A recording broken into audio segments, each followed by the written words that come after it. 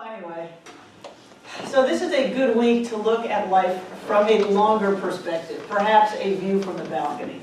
So that's what I want to talk about, and that's just what I want us to think about as we listen for the next few minutes. So we've been doing our series on dealing with life's challenges and pain and suffering, and I'm so appreciative that you all keep coming back.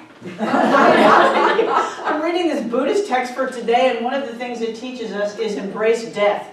I'm like, really? How can I get up there and tell people I'll be talking to like more empty chairs? This is ridiculous.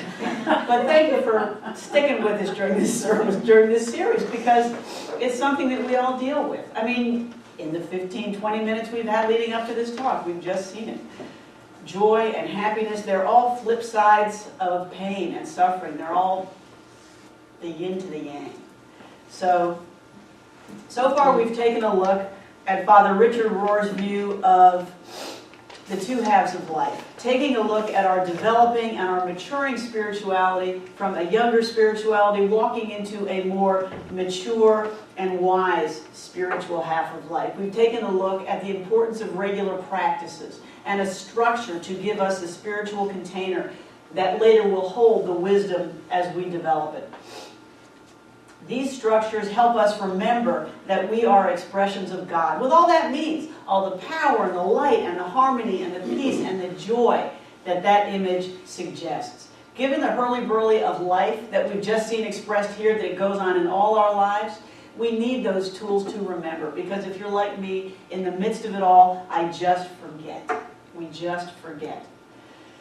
So today, I want to change our perspective a little bit, and I want to take a longer view and maybe even a wider view, what we call a balcony view. And you're all familiar with that phrase, right? Sometimes we're just out in the details, we're just in the stuff, and sometimes we are encouraged to just step back, go higher, and take a look at the whole vista. Just take a look at the whole thing, and they call that the balcony view, and it's a very useful way to look at life. So today I want to turn to the East. I want to turn to the Buddhist faith tradition, and it's one of the world's oldest spiritual traditions. And my reference today is the book, The Art of Happiness, by His Holiness the Dalai Lama, co-authored by a psychiatrist named Dr. Howard Cutler. The title Dalai Lama means ocean of wisdom. And what I love about this is in Tibet, they don't call him Dalai Lama, they just call him Kundun, or the presence. Isn't that great? Dalai Lama means ocean of wisdom. Each Dalai Lama, and the current Dalai Lama is the 14th, is believed to be an incarnation, a manifestation of the Bodhisattva of compassion. Bodhisattvas are enlightened beings who delay their own entry into nirvana to come back and teach us. They make the choice to stay here and remove the film from the eyes of those from whom it can be removed, so that more of us can be awakened and enlightened. And Tenzin Gyatso, which is the name of the 14th Dalai Lama, is believed to be the 14th incarnation of this Bodhisattva of compassion. Excuse me one second. See? It's Kleenex bag. I don't know. Okay. Tenzin Gyatso, the 14th Dalai Lama, was identified as the incarnation at the age of 2. And in earlier talks, I've described how this young boy is found. But in any event, he was identified in his village, a little village. He was born from farmers, very poor background, at the age of 2, and he began his monastic studies in the Tibetan capital of Lhasa when he was 6. He was enthroned in 1950 at the age of 15. And you have to remember, up until this Dalai Lama, the Western world and most of the world had never even encountered the Dalai Lama. Tibet is very isolated. He was raised for a life of ceremony and isolation. Then, in 1949, 1950, the Chinese invaded Tibet. And over the next 9 or 10 years, the Chinese occupation became increasingly intolerable, and in 1959, the Tibetans rose up in what's called the National Uprising. Well, as you will know from history, the Chinese reprisal was incredibly harsh. And in 1959, the Dalai Lama and thousands of his followers fled. And he now lives in Dharamsala in India, and he will probably never return to Tibet. In the years after the national uprising, 1.2 million Tibetans, 1/5 of the country's population, died. Millions were thrown, or hundreds of thousands were thrown into prison, and more than 6,000 monasteries, temples, and other cultural and historic buildings and their contents were destroyed. From exile, the Dalai Lama has continued to witness the persecution of his fellow Tibetans and the organized and planned destruction of the Tibetan way of life. He has suffered with his people, even though it's been from afar. He has not personally been a part of it, but he has witnessed them as their spiritual leader and for a long period of time as their political leader until he gave that up. So, despite coming through such turmoil and pain and continuing to see it, the Dalai Lama is one of the most happy people you will ever see. He is an amazingly joyful person. You never see the man except he's smiling and laughing. There is something just in him that just brings joy to himself and to everybody around him. He travels the globe teaching his core message, which is that the purpose of our life here is to be happy. Isn't that great? The purpose of our life is to be happy, not to be rich, not to be thin, successful, well-known, on TV. It's to be happy. What a relief. Isn't that great? I mean, talk about taking the pressure off. We're just here to be happy. I just love that. And I take it to heart. So Dr. Howard Cutler, the co-author of The Art of Happiness, wrote an introduction. And in his introduction, he remarked, as a mental health professional, how unusual that notion was. Because in his training, he does not remember happiness ever being identified as a therapeutic goal. I mean, think about that. I mean, psychiatry, Western psychiatry, is devoted to the alleviation of malaise. It will remove a pathology. But what he writes is, psychiatry tries to remove pathology, but only for the transformation of hysteric misery into common unhappiness. So this is what we're paying for, folks. We're trying to rise from hysteric misery just into being commonly unhappy like the rest of us. Money well spent. He noted Sigmund Freud's maxim that, quote, one feels inclined to say that the intention that man should be happy is not included in the plan of creation. Seriously, we are not intended to be happy, we're just intended to be kind of less miserable.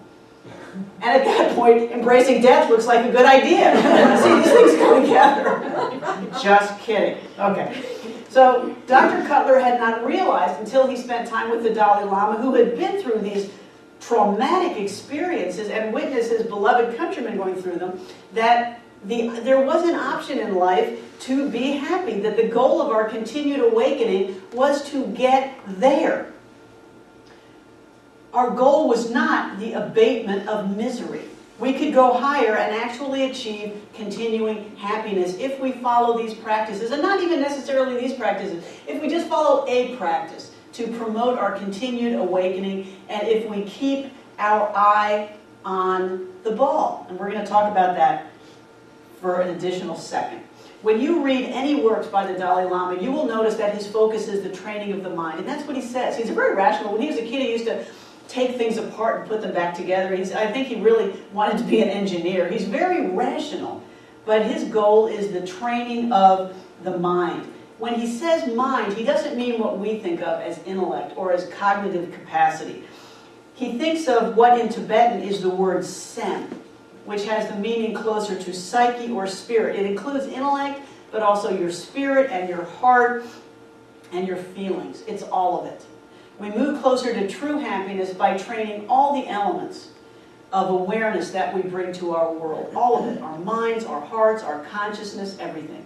He writes, by bringing about a certain inner discipline, we can undergo a transformation of our attitude, our entire outlook and approach to living. One begins by identifying those factors which lead to happiness and those factors which lead to suffering. Having done this, see how rational he is. Having done this, one then sets about gradually eliminating those factors which lead to suffering and cultivating those which lead to happiness. How much sense does that make?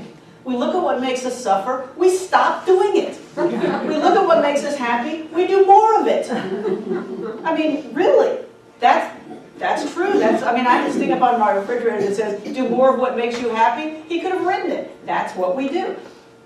But there are ways to do it. It's not a snap of the fingers. It's not a simple to-do list. Those familiar with the Buddhist path know that the first of the Buddha's 4 noble truths is that suffering exists.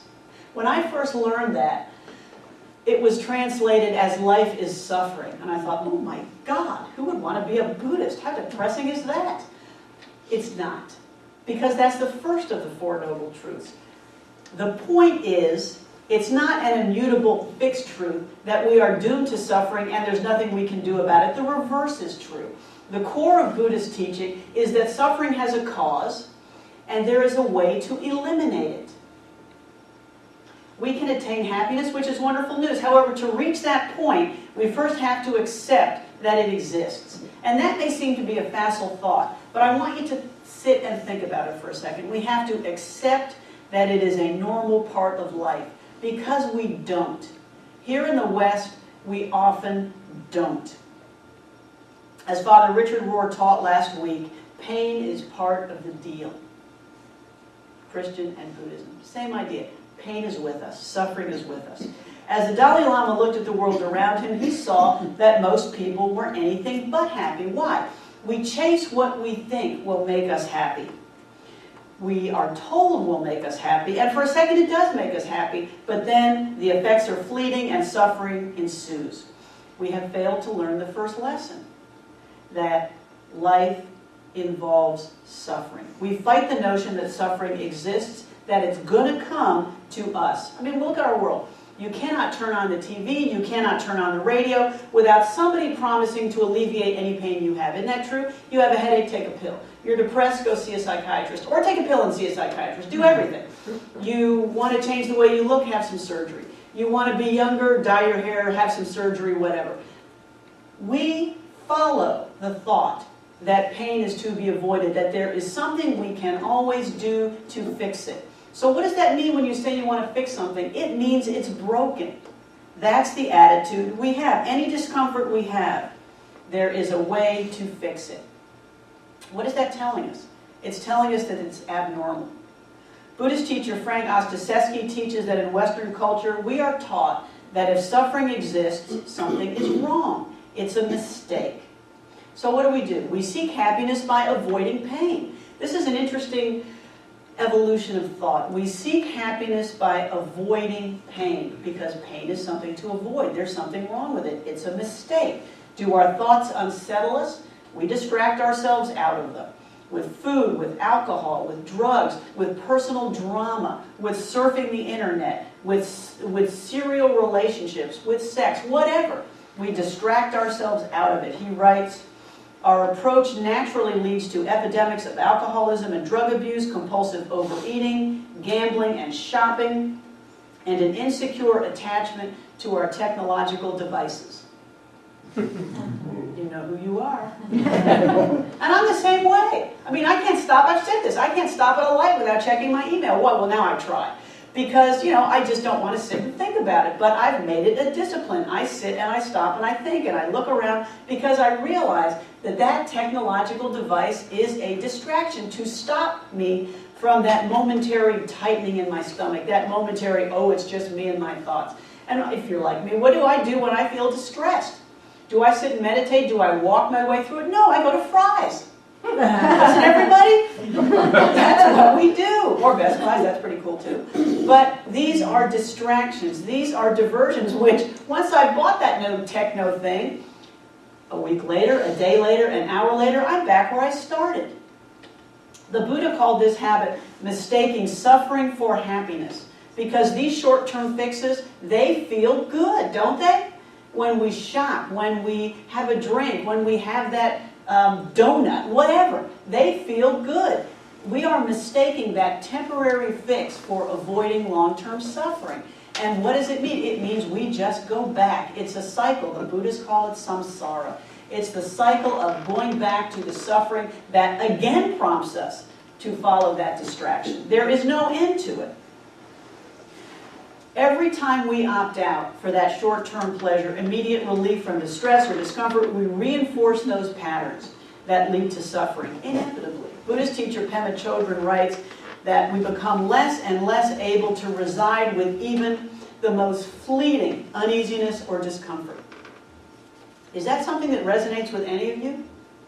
It does with me. We just have a Haven't you met people who say, I can't meditate because I can't sit with my thoughts for 2 minutes? I've met people like that because it's too uncomfortable. So we just continue to hurl ourselves into the distractions of the day, anything to avoid that discomfort of just being with ourselves. This is a cycle we must break, but it takes patience and it takes practice. How do we break it? Well, by accepting the first of the Four Noble Truths, that there is suffering as part of life, and it is just a fact. It is a neutral fact. It's not a sign that our lives have broken down. It happens to all of us. It's a sign that we are in the midst of life just like everyone else. There's a well-known Buddhist story of a woman named Kisa Gotami, and it's in his book, and I've seen it in other places. Kisa Gotami married young and gave birth to a son. One day the baby fell sick and died. Kisa Gotami loved her son greatly, and she refused to believe that he was dead. She just could not face it. He was not dead. She carried the body of her son around the village, asking if there was anyone who could bring her son back to her. And the villagers all saw the son was already dead, and there was nothing that could be done. They advised her to accept it, make funeral arrangements, and moved on, but she refused to do that. She fell to her knees, asking her son to wake up, begging for somebody to help her. A village elder took pity on her and suggested that she consult the Buddha. Kisa Gotami, we cannot help you, but you should go to the Buddha. Maybe he can bring your son back. Kisa Gotami was extremely excited. She immediately went to the Buddha's residence and pleaded for him to bring her son back to life. He said, Kisa Gotami, I have a way to bring your son back to life. My Lord, I will do anything to make that happen. He said, if that is the case, then I need you to find me something. Bring me a mustard seed, but it must be taken from a house where no one residing in the house has ever lost a family member to death. Bring this seed back to me, and your son will come back to life. Having great faith in the Buddha's promise, Kisa Gotami went from house to house, trying to find that mustard seed. At the first house, a young woman offered to give her a mustard seed. But when Kisa Gotami asked if she had ever lost a family member to death, the young woman said yes, her grandmother had died a few months ago. Kisa Gotami moved on to the second house. Her husband died a few years ago. The third house had lost an uncle, and the fourth and the fifth and the sixth house, everybody had lost a family member to death. The answer was all the same. Every house had suffered death and loss. Kisa Gotami finally came to realize there is no one in the world who has not lost a family member to death. She now understood that death was inevitable and a natural part of life. The story goes, putting aside her grief, she buried her son in the forest and went back to the Buddha and became his follower. The Dalai Lama teaches that the only way to move past suffering is to face it clearly and openly, and this as a part of life, and this requires a shift in our thinking. He writes, if we can transform our attitude towards suffering, adopt the attitude that allows us greater tolerance of it, then this can do much to help counteract feelings of mental unhappiness, dissatisfaction, and discontent. And this may seem simple. You all may be sitting out there going, well, yeah, sure, of course it is. But think of the ways that we fight it. Think of the ways that we avoid it. That when it comes to us, we say, why me? That when it comes to us, we say, this cannot be happening. What do I do now? Something is wrong. And it doesn't mean that we don't go to doctors and we don't try to get better. But it does mean that we adopt a different attitude toward it. That it is just part of being here. Buddhist teacher Pema Chodron puts it this way. She writes that we must go to the places that scare us. Instead of leaving, instead of avoiding, instead of putting up walls that close off our hearts, she says, go to the places that scare you and embrace them, accept them, look at them clearly, touch the walls, feel them, get the shape of them. Because at that point, they will no longer scare us. We will know them, and we will be able to deal with them clearly and fearlessly. The walls we put up because we want to avoid pain. We want to avoid uncertainty and fear. Our hearts cannot open. Our hearts remain shut and closed until we can embrace what scares us. And that is not knowing what's coming, suffering, the suffering of others, the pain we see around us. Our hearts cannot open. We cannot be truly compassionate until we are able to just be with that, even though it scared us. She introduces the concept of bodhicitta, which translates as open and awakened heart. Chitta means mind and heart or attitude, and Bodhi, as we know from the Bodhi tree under which the Buddha was awakened, Bodhi means enlightened or awakened or completely open. She writes, sometimes the completely open heart and mind of bodhicitta is called the soft spot, a place as vulnerable and tender as an open wound. It is equated many times with our ability to love. We cannot love until we have that softness, until we have that openness, until we are fearless in how we approach the world, because other than that, we have our walls up. We have our protection up. We have, I am going to keep my space closed off so that I am safe.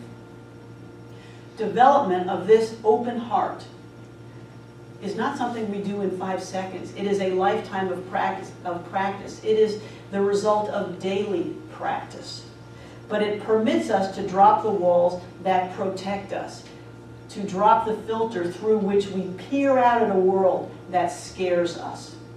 Our ability to love, to reach out, to feel compassion, to touch others, creates the crack in those walls that enables us to truly live, to expand, to grow, and to awaken, and to just be love in the world as we are meant to be.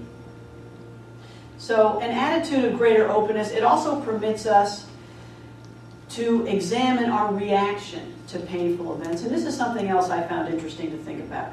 To examine our reaction to the painful events around us without keeping those walls of fear and avoidance up. Again, to look at them clearly. For example, how often do you, and I know I do this, how often do you personalize events that happen to you? That is the result of seeing them wrongly. But I do it, we all do it. Dr. Cutler tells the story of going out to dinner with a friend of his. Okay, so they're sitting down at a restaurant, and the service was very slow. This happens sometimes.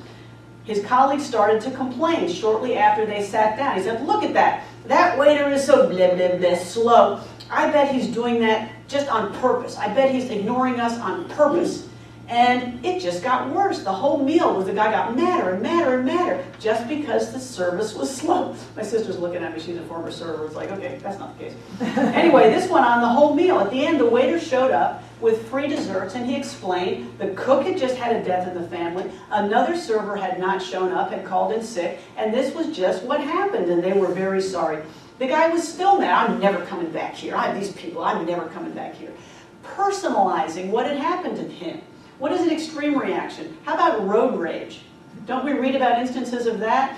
I don't see you behind me. I go into your lane. You go crazy because people take it personally. That is an extreme example, but how often do we do that? Search your own heart. How often do you think of things that happen and take them personally? What did Ken Kesey say last week? That quote he had, more offenses given, how do you say it? More suffering in the world results from offense that is taken than from offense that is intended. Because we just make it up. It's all about me. We are at the center of the universe, and whatever that happens, it's all about me. When I hear a horn in traffic, who's it directed at? It's always me. Right? Well, 9 times out of 10, it's not. Personalizing is an example of seeing events wrongly. What you think is happening is not what is happening. And it's this simple. That's one thing I love about the Dalai Lama's book. It's simple. He's so clear. Cutler tells a story of, because he's a psychiatrist, there has to be a reason for everything. There has to be deep psychological meaning and everything. So he goes to the Dalai Lama and he gives a story of a lady who engages in very self-destructive behaviors, and she's deeply unhappy, and it's all her own doing. And he says, Your Holiness, why does she do that? How can she make it better? And the Dalai Lama looks at him and says, I don't know. Don't you love that? I don't know. Why are you asking me? I just love the clarity with which this man thinks. Look at it clearly. See it clearly. What is it we say here at One World? Look, see, tell the truth, and take authentic action. Look and see, which are two different things, and tell the truth and take authentic action. So I invite you to do that in the weeks to come. Examining events clearly also enables us to see the good and the bad, because there's going to be good and bad in most things, even if we were just focusing on the bad. Let me give you an example. Okay, this is an example from my own life. A couple weeks ago, we had painters at the house. Okay, we have 4 dogs, 3 of whom are quite mobile. Okay, we also have a cat, but I'm focusing on the dogs. Okay, so we told the painters not to leave the door open, which of course they do, so I'm coming back from an errand, and my little Yorkie Bob comes running out of the garage to my car. That is a bad sign. Bob is not allowed outside unless it's the backyard, which is fenced, so I get in a panic, and I go in and I start looking for the other dog, who is gone. This is our Australian catalog. So I'm driving around looking for, and some neighbor comes up and says, I saw your dog in the next street, and did you get the little dog that was with her? Come to find out that Maggie has been walking down Hembry Road, which is a pretty big road, down the middle of it, with Bob with her, and this neighbor looking at me like I'm some evil person. You know your dog's almost got hit by 2 cars. It's like, what is wrong with you? I'm like, I felt bad. I'm like, it's the painters. Didn't work. So anyway, adrenaline is running. All the dogs are fine. Nobody's hit. Everybody's back home. But that night I go up to my wife, Deborah, and I said, God, what a terrible day. And she goes, oh no, it was a wonderful day. I said, what do you mean it was? Where were you? I said, what do you mean it was a wonderful day? She said, all our dogs are safe. So talk about shifting your perception. I had chosen to suffer. I was still suffering. And she had totally changed her attitude and was like, it's a wonderful day. Everybody is safe. We are so lucky. I'm like, well, you're giving the talks from now on. But she was right, and it helped me to change my view. I had chosen to be in a place that continued to cause me suffering. And I learned that no, I could even look at the good. I was driving Catherine someplace. Catherine's in this play at Habima. So I'm driving down to Habima yesterday, and I'm thinking, I don't like this driving down to Habima. I'm just tired of it. And then I started thinking, because I knew I was going to be talking about this in less than 12 hours. So I said, okay, let's think about this. Let's break it down. Do I hate being in the car? No. Do I like being able to listen to whatever it is I want to listen to? Yeah, I really do. Am I glad that Catherine is enjoying herself and showing her talents and shining like the light that she is? Yes, I am. And so by the time I got there, I didn't hate any of it. Because I broke it down into elements and I looked at it differently. I took a different view of it. And that is possible to do when our first reaction is to say, this whole thing just stinks and I'm a victim. Because 9 times out of 10, we're really not. So, the third thing I want to say is looking clearly at what is happening lets us realize and understand and be okay with the fact that change happens. The fact that life is always happening. That's why I liked our reading. We have to look at change happening and look at what is happening as everything being new and wonderful instead of loss. It's not the same. Cutler tells the story of a young woman who came into him for marital counseling. She and her husband had a young child, and they were getting a divorce. He said, why are you getting a divorce? And she said, well, it's just not the same. You know, I mean, we're busy all the time. We have this kid, the passion's gone. We just don't feel about each other the way we did. And so she decided, and he decided, that this meant that it was time for them to divorce because they weren't the same as they had been when they were 21. And what he regretted was that she did not realize that like our bodies, like our worlds, like our consciousness, our relationships change. And she was unable at that point to take a look at what it was and think, this is good, this has depth, this has meaning that maybe we didn't have. Okay, so we don't have the same passion we had when we were 21, but it's just different, but it's still wonderful to appreciate and see what they still had. Instead, they got the message that because they weren't still wildly in love and walking around holding hands the whole time, that their marriage was over. Because that's what we get from what we see in the world. If you're not passionately in love all the time, your marriage is over. Well, maybe it's not.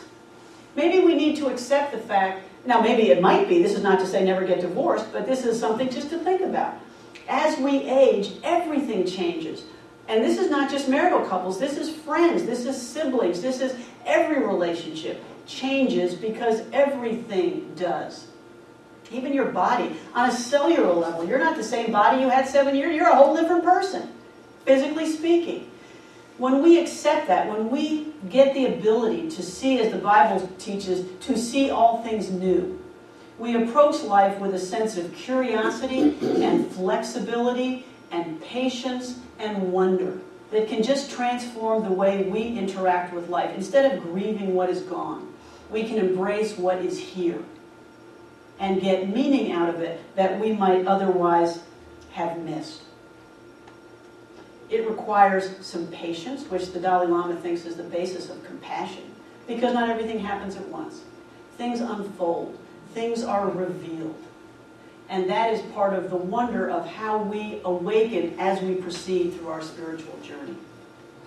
So let me close with a quote I like from Victor Hugo. He writes, "Have courage for the great sorrows of life and patience for the small ones.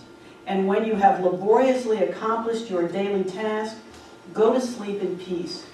God is awake." Let's take these thoughts into meditation.